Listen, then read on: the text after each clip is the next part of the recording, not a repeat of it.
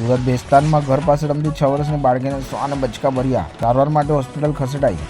બેસ્તાન વિસ્તારમાં ઘર પાસે રમતી બાળકીને રખડતા શ્વાને બચકું ભરી લીધું હતું, જે બાદ બાળકીને સારવાર અર્થે હોસ્પિટલ ખસેડવામાં આવી હતી। સિવિલ હોસ્પિટલમાં જરૂરી સારવાર બાદ બાળકીને રજા આપવામાં આવી હતી।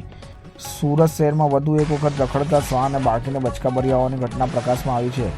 મળતી માહિતી મુજબ સુરતના બેસ્તાન ગણેશનગર પાસે રહેતા સુરજભાઈ વર્માની 6 વર્ષીય દીકરી તેના ભાઈ સાથે ઘર પાસે રમી રહી હતી। આ દરમિયાન ત્યાં રખડતું શ્વાન આવ્યું હતું અને બાળકીને બચકું ભરી લીધું હતું।